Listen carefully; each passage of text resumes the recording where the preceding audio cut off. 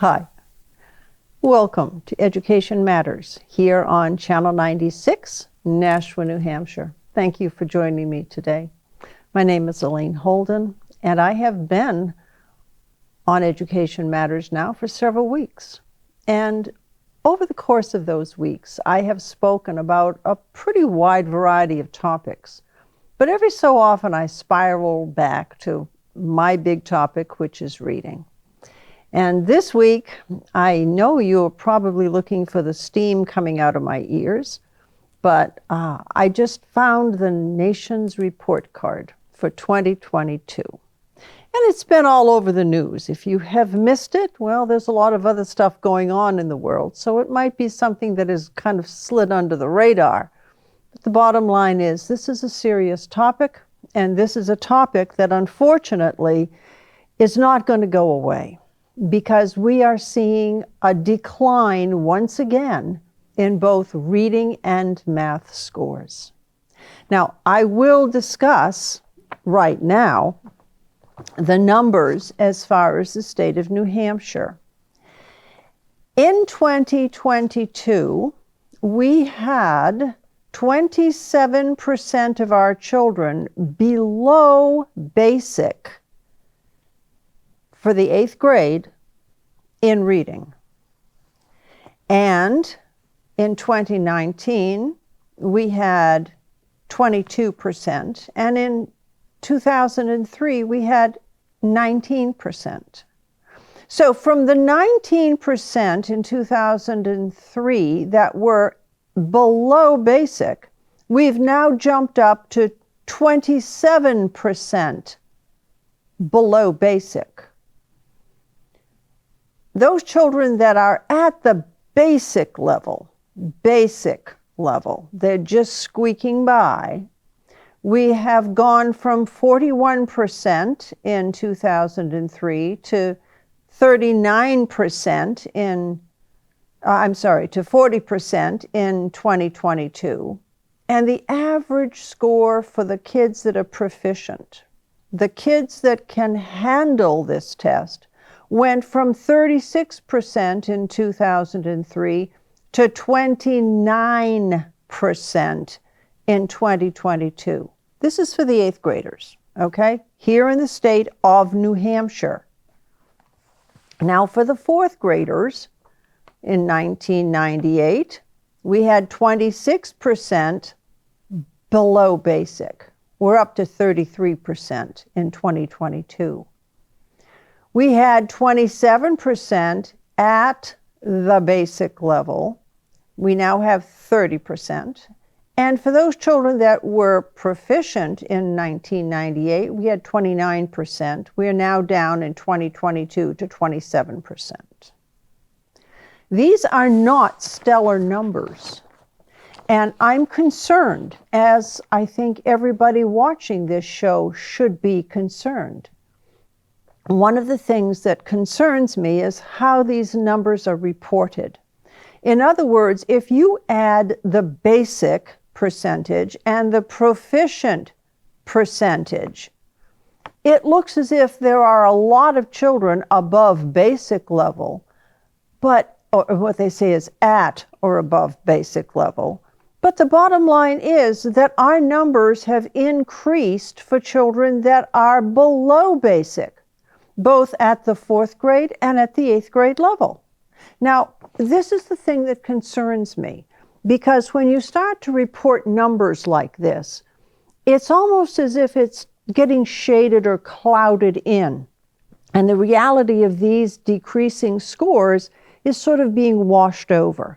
And we cannot afford, as a state, as a nation, to have these numbers washed over, especially when we see that they have been decreasing steadily.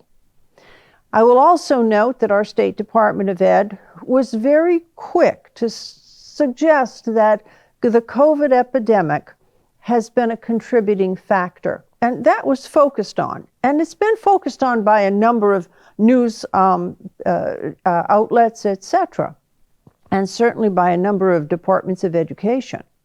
But when you look at the research nationwide, What the research is telling us is something different. Yes, COVID does have a contributing factor, okay?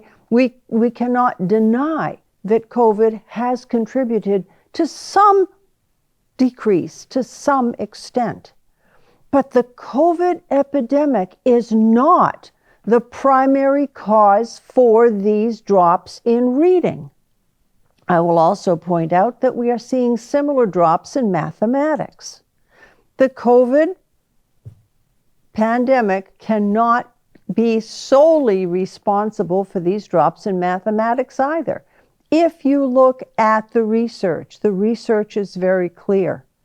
Yes, a little bit of COVID has certainly had an impact, a little bit of impact, but it's not the big one. When we look at the research, what we're seeing very clearly is that the methodologies used to teach children both reading and mathematics, in fact, happens to not be very good. And this is something that people have talked about for many, many years. And in fact, we've been talking about it ever since we started to see the decrease. You know, we had that whole language war, phonics versus whole language. That war has gotten over many, many years. And we really thought we were on track with teaching children correctly. And here I have been talking about phonology, phonological awareness, phonological training, an understanding of the 45 sounds of the language that serve as a backdrop, as the important factor in teaching children to read. And this is the one area where children have not been instructed in schools historically. And this is the one area that needs an increase in instruction. There's no doubt in anybody's mind who does this research that this is an important piece. And yet, we're not seeing that important piece instructed, at least not to the degree it needs to be instructed, in most schools in our nation, and certainly not in our state. So this is one of the issues. And we really believed that we were on the right track as far as getting phonology into the schools, getting the right instruction, teaching the teachers how to teach reading correctly to start boosting those scores. Well, what did we find out? We found out several years ago that instead of calling it whole language, this methodology that has been proven not to work is now referred to as balanced literacy. Balanced literacy doesn't work for at least 50% of the population. And balanced literacy is something that is now being touted as the way to teach reading. Well, it's really whole language with a little bit of phonics, and that doesn't work. We know it doesn't work. We've been saying here in the field that it doesn't work. But the teachers, unfortunately, have not been instructed in any other methodologies. So they walk into the classroom thinking that there really is only one way to teach reading, and that one way is balanced literacy. And it sounds intuitively appealing. You know, there's a balance between whole language and phonics, and we're kind of making everything work because we're doing both. But it's not happening. That both isn't working. There's more whole language and less phonics and no phonology. So if you don't have the underlying pieces to the reading, you're not going to have the chance to teach a child correctly. And so here we have many children struggling. Now, I've also said there's 54 million children in school in America? 20% of this school population has dyslexia. What's 20% of 54 million? That's the number just for the dyslexic population that does not benefit from balanced literacy. So if you have 20% of the population, you just take that right off the top and know that that group doesn't do well with balanced literacy. And then you add in all the other factors, all of the other reading challenges, children who don't have English as their primary language.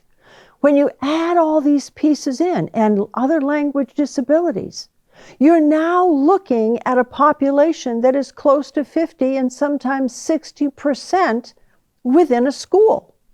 And what does that tell you? It tells you that all of these children are not being taught to read the way they should be. They're not being taught the way to read the way they learn. But the teachers don't have any other vehicles. They don't have any other methodology for teaching. I will be the first one to say that there is no one way to teach reading. We have a wide variety of opportunities to instruct, matching the child's needs, not just saying this is the way I teach and take it or leave it. That's not how we do it. We see what the child's needs are, and then we teach to those needs.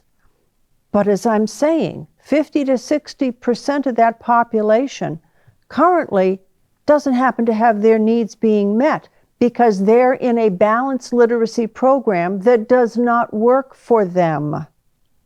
And how do we know it doesn't work? Because we have the reports from the National Reading Panel, and we're seeing these numbers continuously go down. What's to be done about this? Well, first of all, we have to start really looking at balanced literacy and recognizing the fact that this is not an appropriate methodology of instruction for at least 50% of the population. Then we have to start looking at all of the other methodologies and really evaluate how well those methodologies have been constructed in the first place. I will tell you right now that one of the worst reading programs out there is something called Reading Recovery. And we still have little nests of Reading Recovery around the state. There are probably 15, 16 states that will not allow Reading Recovery to be used under any circumstances. Why? Because Reading Recovery was somebody's idea. This one woman had been teaching whole language in Australia. She noticed that her children weren't doing so well. And so what did she do? She came up with this Reading Recovery idea. And she said, we'll have them memorize words. We'll have them go through these lessons that will sort of organize their thinking, organize their reading. And with this, less series of lessons and with all of this memorization, we're going to be able to get them to read. So you have well over 100 lessons here, okay? And it's actually a very costly program. But the kids are put through these lessons almost like a little cookbook, okay?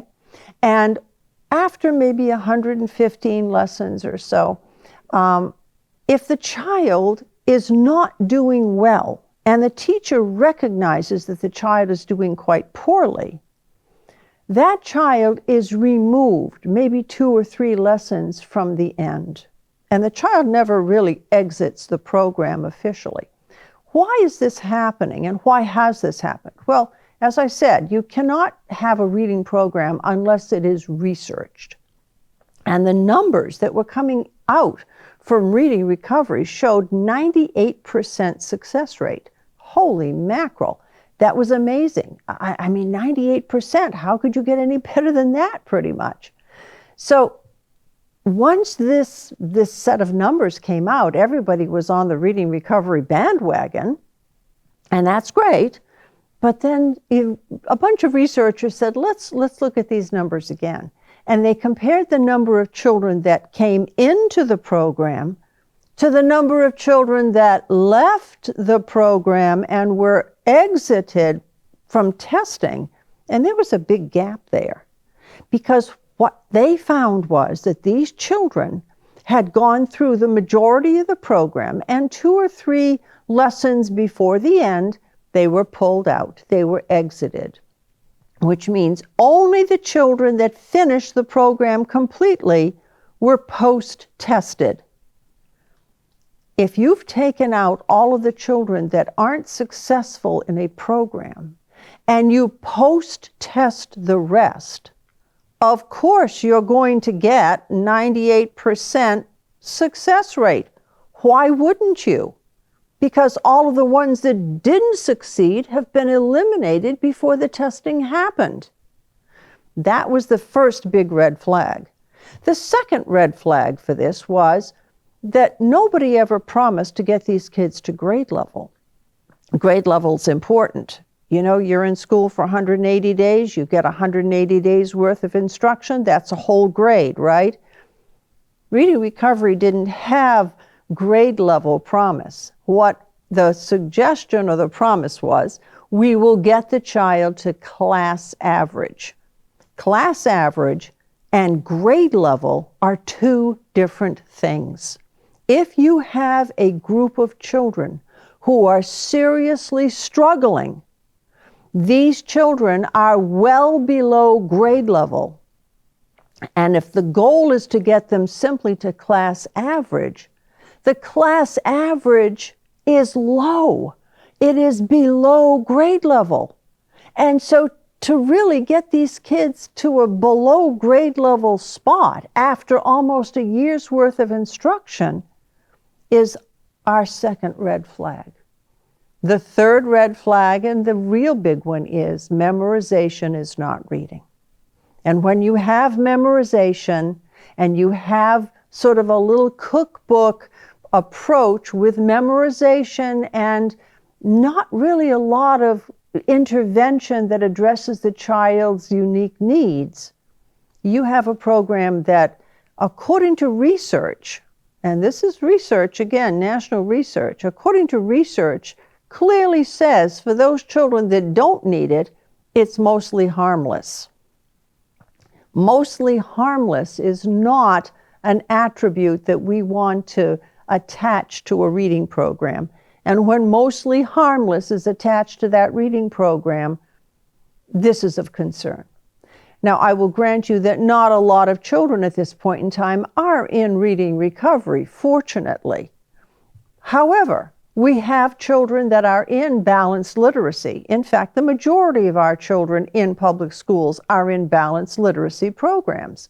And these balanced literacy programs, also proven not to work for at least 50% of the population, are one of the major reasons that we are seeing continued depressed scores in our nation's report card. My other concern today is that there were spokespeople from different large educational groups, national educational groups, and one woman who was a spokesperson, and you know, she's actually a quite articulate individual, said, we need to put these scores behind us and focus on the needs of the child. Well, you know, I might be willing to agree to that if we had scores that were significantly impacted by COVID. But according to the research, it's not because of COVID that these scores are going down continuously. It is, in fact, because of incorrect methodology. And we cannot afford to put these scores behind us. We have to be able to look at these scores in the face, recognize that these are not good scores, recognize that too many of our students are below basic, and too many of our students are basic level. That's not grade level. That's really below grade level, but they're kind of meandering along and can kind of continue to get some gains, but they're not at grade level. This is of concern. And we need to be aware of this. So what can we do? Well, the impetus is, well, let's blame the teacher. The teacher's not doing her job or his job. What I have always said here on Education Matters is that teachers teach what they're taught to teach the way they're taught to teach. If the teachers aren't taught another way, if the teachers are not exposed to the types of methodology that children respond to, that bottom 50% that certainly does not make it with balanced literacy, these teachers have no vehicle of instruction that's going to work. So where do we look?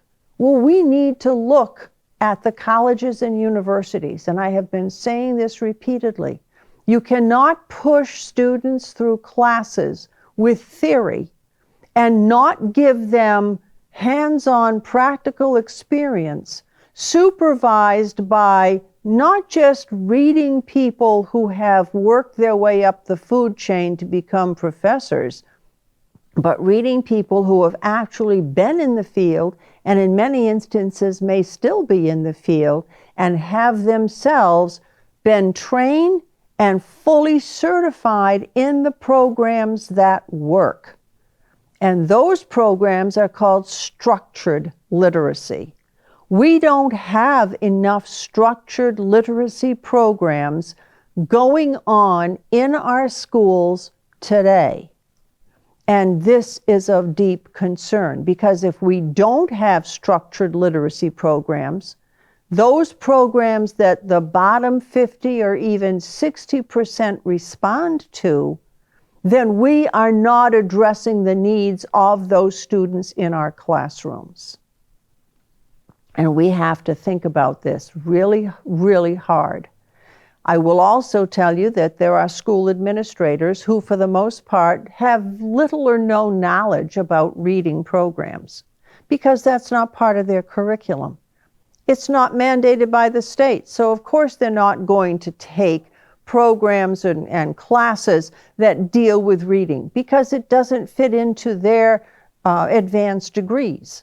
And frankly, it doesn't fit into the advanced degrees for children, for students in special ed either. You don't even have to have a reading class to get a special ed degree in the state of New Hampshire, which is surprising considering that research, again, tells us 80% of their caseload will be children that have reading problems. There's a disconnect here. And quite honestly, a lot of these kids do not belong in special education. That's where all our money is going, by the way, for tax dollars. It's going into special education. And special education is not addressing the needs of these children because the special educators do not have the training. And those that do, many times are not allowed to do the necessary instruction at the level that needs to be done in order to help these children succeed and become readers. What's our alternatives here? Well, we need to start paying attention to the National Reading Panel. We need to start paying attention to the nation's report card. We need to start paying attention to quality research. The National Institute of Child Health and Human Development, which has an ongoing study since 1985, has been very clear. Children of the top 50% will probably learn to read and write with a balanced literacy approach. If it's taught correctly and you have good quality instruction, that balanced literacy approach will really help these kids at least get to that proficient point. The bottom 50% and sometimes 60% need structured literacy. The ongoing research with over 210,000 children in 22 national sites has continued to show us the same data. These children don't change. It's a 50-50 split. And for that 50% that struggles with reading, we know that 20 to 30% will find it the most challenging thing they ever have to do in their lives. We cannot afford to have our children in failure, certainly not in the numbers that we're seeing now, but really any child that is lost, it's not right. And we have the information, we have the research, we have the technology as far as the types of instruction that children benefit from. And yet, it is not being employed in our schools. Even today, in the face of all the research, in the face of all the tax dollars that have been paid through the Health Research Extension Act to get this information has been disseminated across the country, and it has been disregarded. So to have somebody say we need to put these scores behind us and we need to look to helping the children, Well, these scores have been coming at us since 2003, and these scores haven't changed as far as going up. The trajectory has been going down, and these scores need to change. We cannot afford to lose more children.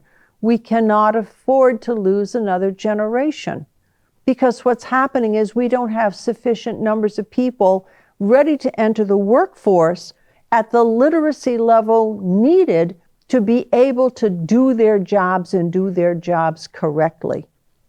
And that's not even addressing the emotional component, what it does to the individual who feels he or she is stupid because they haven't learned to read, who feel a sense of inadequacy that carries on through their entire lifetime. We know from research that those individuals who don't do well academically are far more likely to experience long-term depression and other emotional challenges. Do we really want to do this to our children? It's not just a year lost or a 2-year loss. It is a loss of a lifetime. We know that reading and the inability to read has a huge impact on an entire lifespan. And those individuals who struggle as students, starting in grade 1, have trouble all the way across their lifespan for emotional difficulties, for depression, long-term depression, feelings of inadequacy, and difficulties many times holding a job because they are unable to read. And this is something that we are seeing in greater numbers. The nation's report card of 2022 is showing us increased numbers. And these increased numbers are not good. Not when we have 27% below basic in the 8th grade and 33% below basic in the 4th grade. And when we look at those numbers, you know, if you are at the 6th grade in reading and you happen to be taken out of school for one reason or another, if you're at the 6th grade, you can maintain your proficiency for quite a few years, actually. If you're below the 6th grade, your proficiency starts to creep backward. And that's one of the ways that the national researchers have been able to determine that, in fact, COVID has not had as great an impact as many people would have us believe, because those that are at the 6th grade level can maintain and continue on. But what's happening? We had too few children at that 6th grade level in the 8th grade. And they weren't able to continue and move on because they were already in a level of failure before COVID happened.